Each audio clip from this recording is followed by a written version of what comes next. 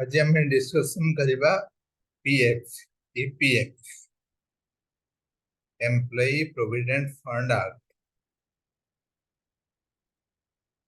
आम बुझबाटा कौन तार objective and how it is calculated, who is contributing, how it is benefiting to the employee, कौन तार features to discuss करिए. I have scheduled 2 classes today. So mostly we'll cover everything and we'll complete the CPF today. Employees Provident Fund.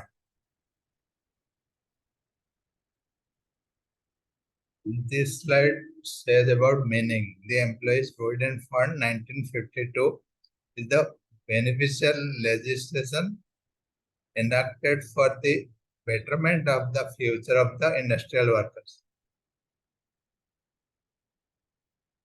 on their retirement. How it is helping the workers on their retirement for the dependent in case of death of employment. Broadly, 2 categories are given. Retirement, you will get money, financial money, and on your death. The Employees Provident Fund and Miscellaneous Provisions Act. Why it is called Miscellaneous Act? It is renamed in some amendment. So there are some related Social Security Act which are included in this. So it is called Miscellaneous Provision Act. Any act related to provision, pension, these are included in this Provident Fund Act. Employees Provident Fund and Miscellaneous Provision Act 1952 aims to provide a kind of social security to the industrial workers. The Act mainly provides retirement benefits or old age benefits, such as provident funds in insurance, superannuation, pensions, all these things. It mainly saving act ମାନେ भविष्य तमे एबे चाकरी करछ future रे कोन हबो जाननो even तम old age रे तमे अब केते चाकरी करिवो but 60-70 years पर तमे अब चाकरी करिवनी how you will manage yourself in your old age. So this act was created with that vision. How you will manage your old age, pension, superannuation, family pension. Suppose you are expert, what your spouse will do. So that is family pension. So keeping all these things in mind, so this act was implemented. Employee Provident Fund Act 1952. EPF is mainly for employees. You must have heard there is a different PPF, Public Provident Fund. Anyone who is working, who is not working, or having a small shop, small business, they can open one PF account in post office or bank. That is called PPF, Public Provident Fund. Employee Provident Fund is EPF. So in our syllabus, we have EPF. We'll understand the meaning, what is the meaning, how it is helping, what is the benefits the employees are getting, what is the percentage, how they are contributing, how much they are contributing, what are the different component of EPF. So we'll understand one by one.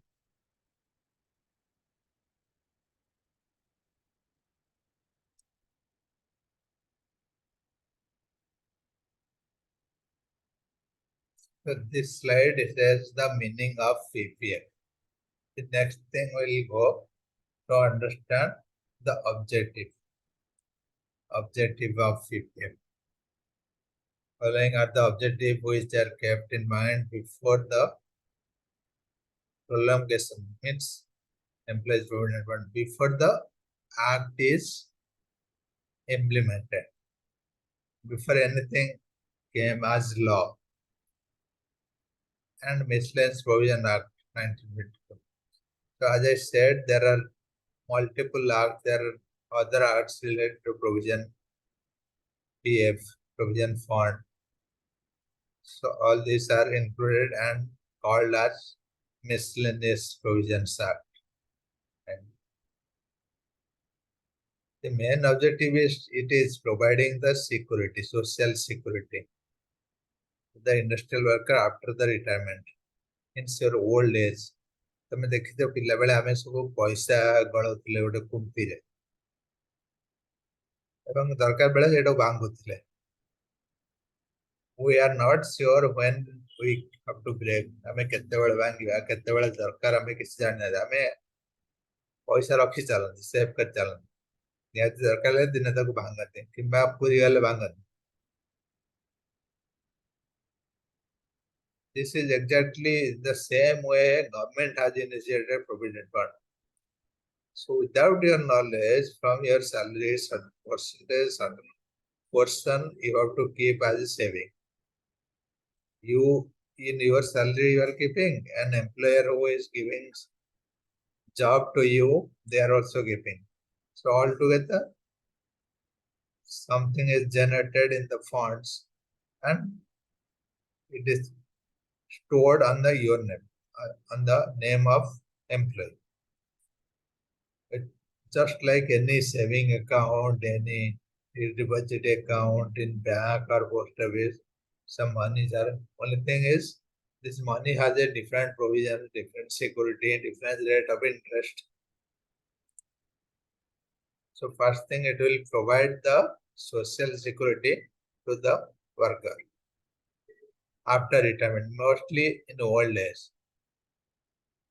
To provide money to the dependent of the industrial workers after a early death. Suppose someone is dying in a very early stage, in a young age. So you will get money because you have everything saving in that funds. Provide a kind of social security to the industrial workers. Provide the retirement and old age benefit. Provide risk-free deposit. What is risk-free deposit? Government is giving full guarantee on that money. No one is withdrawing, and even you after certain rules, there are some withdrawal rules. We'll read that you cannot get that money anytime, just like a saving bank account. There are certain rules, regulations. You have to obey that. So that is why it is called risk-free money, risk-free deposit. It also inculcates the healthy habit of saving. What is inculcated? It is spreading a good habit of saving. That means whatever money, whenever small or big, some amount is going to save in your account with some benefits. And you are getting good rate of interest, and those amount is utilized at your retirement or whenever you want to withdraw, or you'll get it on your name, the money is stored. So these are the objective of this act. Mainly all the benefits it is giving, and the deposit, the money which government, those are risk free, and it is giving a habit of saving, spreading that culture, and it's giving the benefits of old age.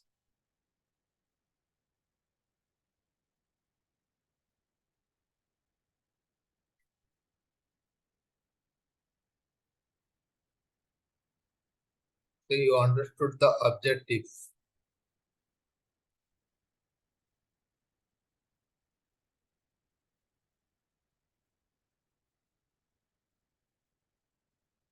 In another slide, we'll understand what it is, what are the different components, and how this is calculated.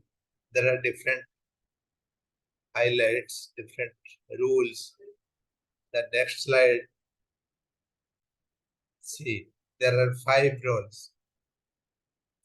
The first one is source, how this fund is generated. The second one is deposits, matching deposit. Third one is extra amount by the employer. And fourth rule is wages. Fifth rule is limit. You understand this? This is a gist or summary of the entire PF. What is the source? The employee is contributing something, the employer is contributing something. That means suppose you are the employee, you are working. From your salary, there is a portion going to PF account. And I am the owner, I am the employer, suppose. I am giving you the job. So I have to give the amount, whatever you give. There is a formula, there is a calculation. So that percentage I have to give from the employer side to your PF account. So your amount and my amount is all together going to be added in the PF account. Matching deposit. Whatever employee is putting, employers are putting the same amount plus EPS. And this is EPF, EPS, and you will understand in the next slide what are these. For now, you just understand these rules, 5 rules. But you will slowly understand what are these components. These are different components. EPS, EPS, EPF. Then addition to that, what are the other components the employer is putting in PF account? That is insurance component and some administrative expenses. All these are written. So these are different rules.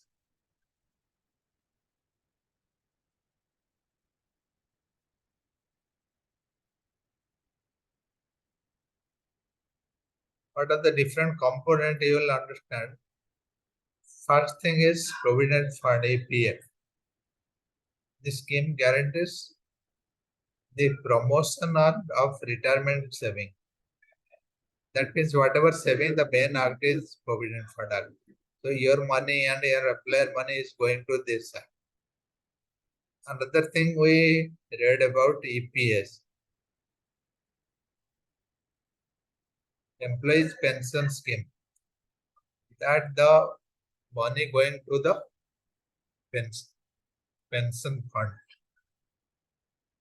So the employer is giving the money, whatever there is a breakdown, there is a percentage, certain percentage is going to EPS. So whatever the money given by employer, certain percentage is going to EPF, EPS, and EDLI. EDLI is the insurance, life insurance.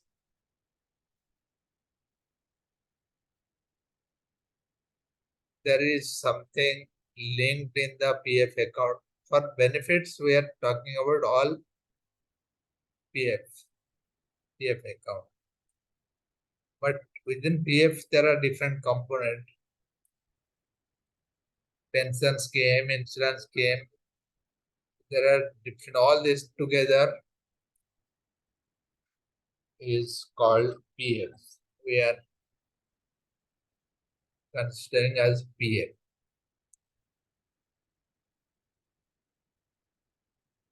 And how much the employer is giving, employees are giving, we'll understand the contribution, how much they contribute to each of this fund and how this is calculated. Suppose your salary is 100 rupees. How much is going every month? How much you are giving? How much your employer giving? So that will understand the next slide. But you understand the component. What are these? One is your provident fund. One is your pension. One is your insurance. These are different component.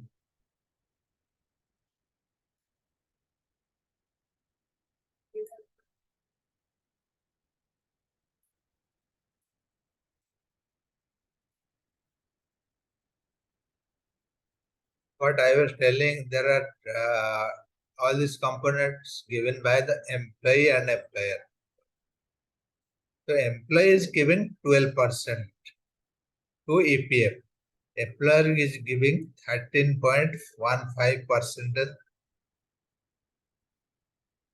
So in the before slide, if you understand, I have given one rule. This rule, source of contribution, employees contribution and employers contribution. Matching deposits, employees EPF is equal to employers EPF plus EPS. That means you remember this first 1 and 2. 1 is satisfied, both are contributing. 2 is matching deposit. So whatever the employee is giving to EPF, the same amount is given by the employer, EPF plus EPS. So if you come to this, 12% is given by the employee and 13.15% is given by the employer. Out of 13.15, 3.75 is the EPF, 8.33 is the EPS. If you add these two, 3.67 and 8.33, it's actually coming 12%.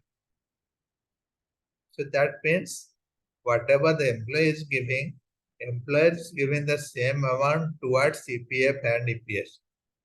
Then the remaining amount is given to the insurance, admin charge, there are other expenses, there is a breakdown of all this.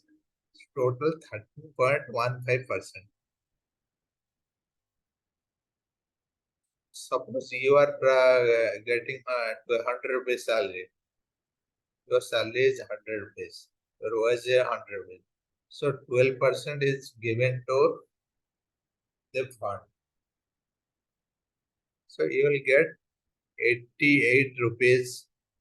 12 will be deducted from your salary. You will get 88 rupees. For the company, it is costing 100 rupees. Your CTC is 100, but your take home is 88 rupees. 12% is given. Another 13.15 outside that 100, your employer, your owner is given. That means 13.15% of 100 rupees, whatever the wage. So in that 13.15, there are further breakdown, there are further small components. It's going to EPF, EPS, and your insurance, linked insurance, your admin charges. So all these things. So if you add all these things, it is coming to 13.15.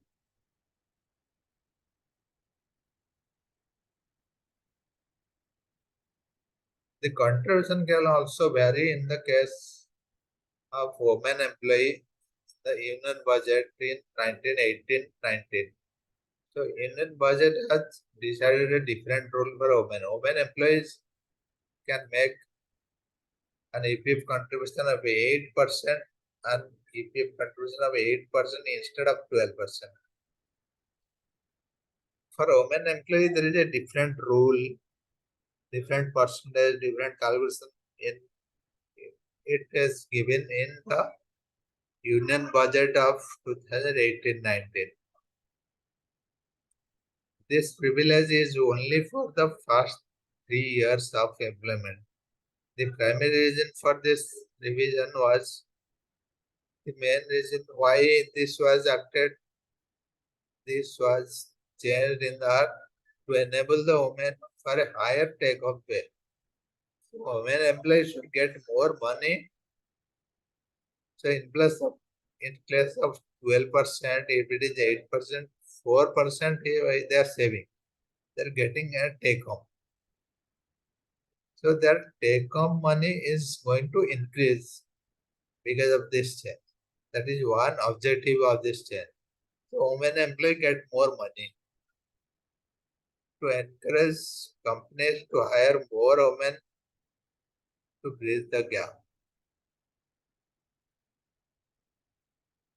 Another objective is to the company will encourage to recruit more women employee to bridge the gap. So generally in the company there are many men and less women. There is a big difference. To minimize the difference, so this change happened at a different rate of interest, rate of contribution towards PF from the women employee. In place of 12%, it is 8%. And also to recruit more women employee.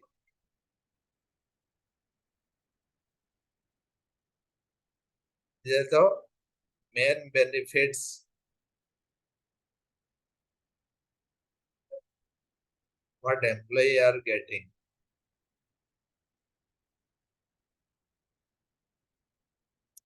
The women employee, you remember one condition, and there are some other condition. You have seen 12% is the general contribution. But there are certain companies, for them it is 10%. We'll understand, we'll read in a different slide. What are those companies who can deduct 10% as their PF contribution?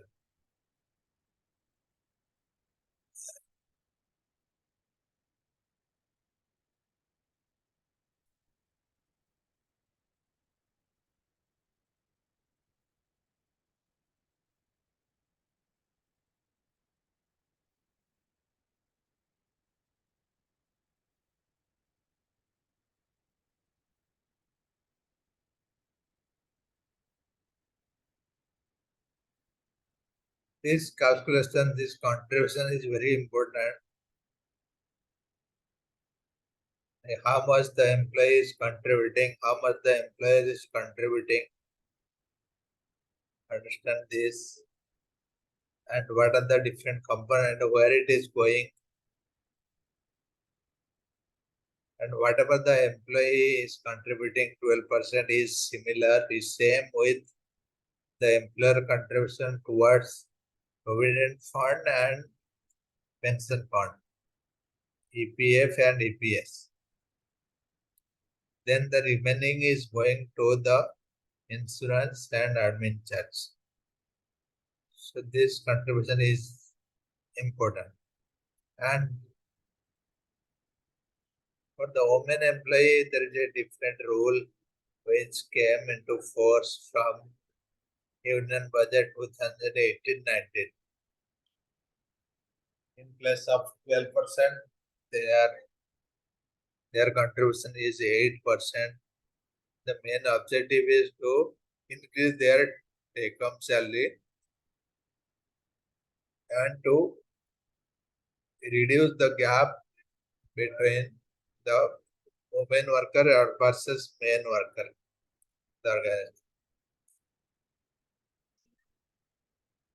Next thing we'll continue to read, get some questions. Who are the companies excluded in 12% category? What are the companies? And also we'll read the benefits, what employees are getting out of it. You got the gist of this, but mostly the same thing, whatever the features, whatever the principles you got, the same thing is we're going to repeat.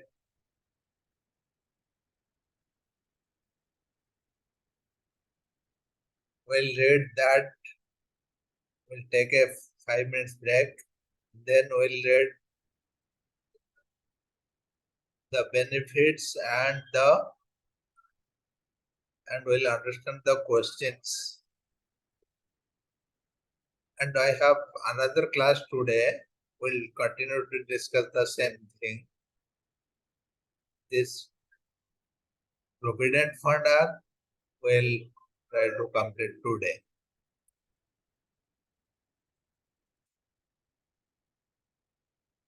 We'll meet in 5 minutes in the same link. Okay, sir.